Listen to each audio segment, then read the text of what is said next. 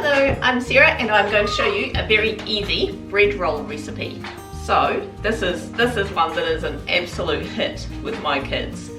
Now you will need about 2.5 cups of warm water. Now when I say warm water, not boiling hot, not just tepid. You want it so that you can almost not touch it, like as hot as the tap water gets, that sort of hot. So I just get it straight out of the, I let the warm tap water run, but if you prefer to just, boil it and then let it cool down a bit.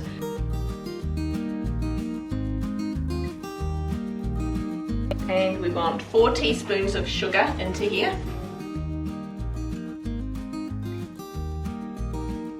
So then we want 3 tablespoons of yeast. I've recently discovered this stuff. We actually got this from a bulk wholesaler's place, Baker's Yeast, when just before the lockdown, because the supermarket ran out of yeast. But I've just discovered last time I went to Pack and Save, they were stocking it. Yay! So it was $4.85 from memory for 500 grams of this stuff. I mean, that's half the cost of the other stuff that I was buying, and it is really good.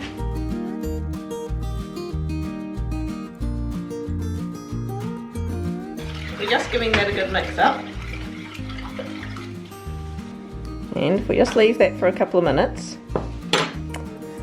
the yeast will actually just start to froth up, and that is a good sign that it's activating. Right, there we go, so it's starting to go nice and frothy. Then we'll look at adding the flour into the mix. Right, do you know she's up to my shoulder? We discovered that the other day, she's now up to my shoulder. It's not acceptable. So we're going to put in about what do you want to do this? 6 cups of flour. Is this number 1? What do you mean? Yes, that is scoop number 1. So I want 6 cups of flour, but leave the flour out because you may need a further cup.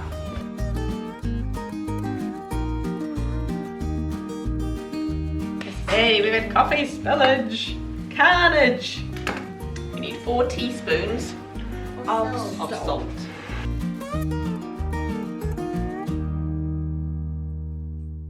So, as far as ingredients goes, that is it. So, I'm just going to get a spoon, start mixing this all in. This yeast has gone really, really frothy around the edges now.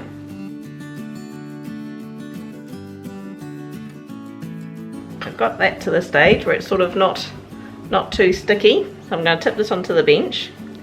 We're going to give this a bit of a knead. Now, I'm not a big fan of intensive kneading. This is where, if you need to, add a bit more flour. As you knead it, it might start to feel sticky again. So, if you do need to, add a little bit more flour.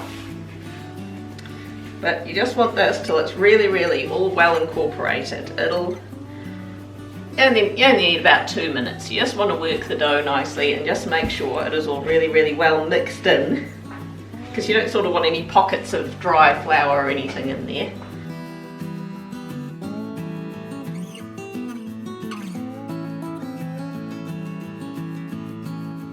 This is looking pretty good now. It should sort of be at the point where you push your fingers down. It'll just spring back slightly. Just goes kind of cushiony. So, want to leave this, want to put this back in its bowl, cover it up, and leave it for about 30 minutes. It helps if you're in a nice warm room. My microwave pan fits perfectly on here. Very handy.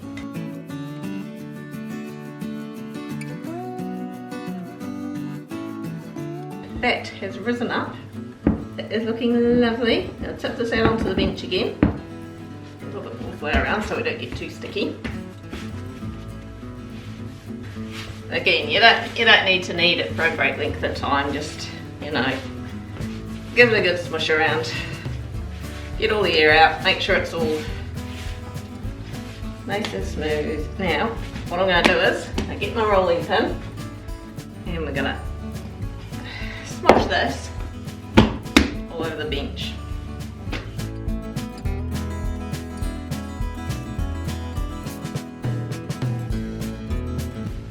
You can actually get the shape of these however you want. This is just the way that I find the easiest. It just works best for me. So I'm going to get a knife. I'm just going to get like a butter knife, And I chop it into about 3.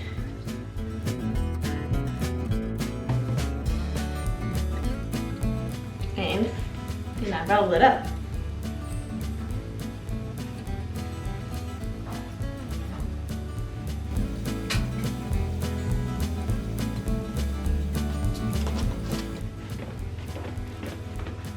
Squish it up, squish the ends over.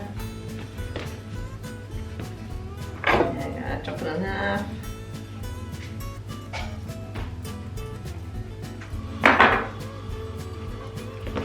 And got a non-stick mat on the tray there.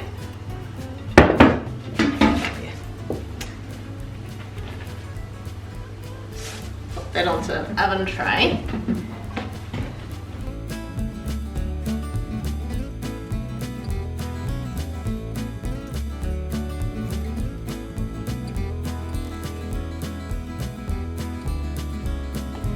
There we go. Now we're just going to put a tea towel over them, cover them up, again leave them in a nice warm place. I'm just going to leave them on the bench here because the sun's shining on it and it's all nice. So I'm just going to cover them up, leave them for about another 20 minutes to half an hour. And we'll see you back here.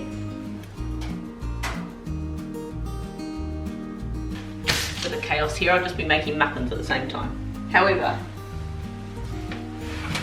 moving these around so they stay in the sun. Look at them. Aren't they looking beautiful? Now to do this you can either use egg with a bit of water, or I just use a bit of milk. And what it does is it just gives them a really nice sort of brownish crust. I'll put that oven up to about 190 degrees Celsius, which is about 375 Fahrenheit. Just going to give these a nice brush. And it also means you can sprinkle stuff on top. Like I like to make them look a bit like Subway. You can put like rolled oats on top of them, or sprinkle a bit of cheese. Interesting factoid: when you go to Subway and they give you those, they wrap the bread rolls in those big wrappers, you can reuse them because they're just like waxy paper. There's no reason you can't bring them home, give them a bit of a wipe, and reuse them.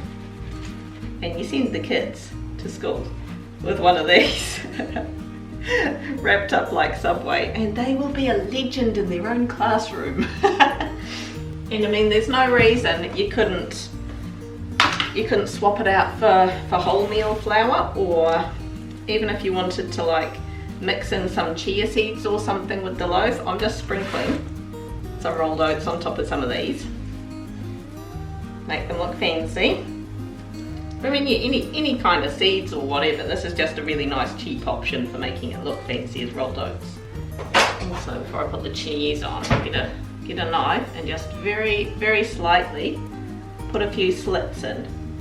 Now, not only does this actually make it look pretty, but because they will rise up a little bit more as they're baking, so it just gives them a nice little thing to rise around, I suppose. It doesn't go splitting it halfway through, or it just gives the bread a bit of relief, I suppose. Gives it a place to rise from. But mainly it looks pretty.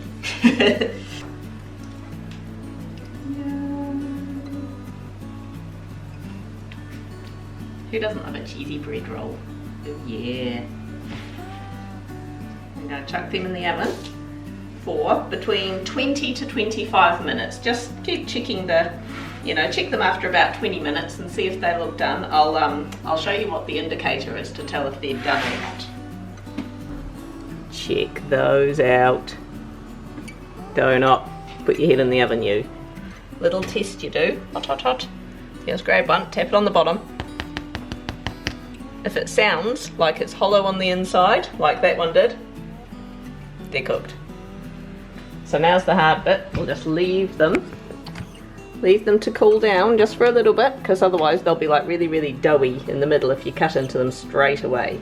So just let them cool for a little bit while you get all your fillings ready, and then we're going to pounce. I'll slice these open. I'm going to do it Subway style. Just pick this one, put it slightly on an angle like they do. Please, can I slice mine? Oh, look at that, that is beautiful. Oh, that's still nice and warm.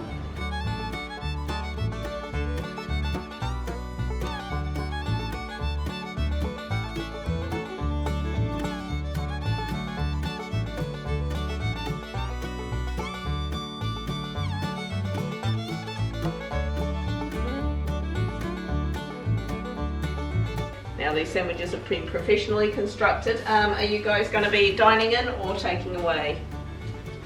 Dining! You're going to dine in. So yeah, as I say, Clint actually went into Subway and asked them, get off the stool, you're too tall.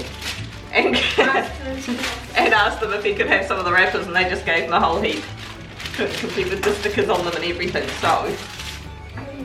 So let's see, they usually start from the corner, don't they? No luck.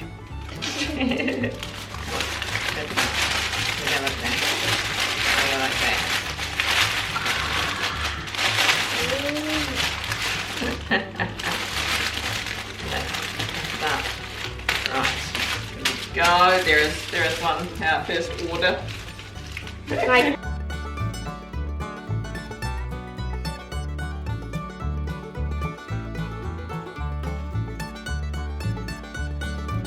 Now this yeast, by the way, if anyone makes my no knead bread recipe, I've actually found with this yeast it does help. If it's working fine, then great, stick with what you're doing. If not, it does help just to add a little teaspoon of sugar in with this, because sugar and yeast are like best mates. They help, the yeast kind of feeds off the sugar. So you know, if you do use my bread recipe and you find it's a little bit on the dense side, which sometimes I did, sometimes I didn't, but once I switched to this yeast, I actually found I'd start doing things a little bit differently. I add a little teaspoon of sugar in with the yeast at the start, and I actually don't add the salt in straight away with the yeast, because yeast and salt often don't act nicely together. So I often add the salt in just after the flour. So here you go, just a quick tip.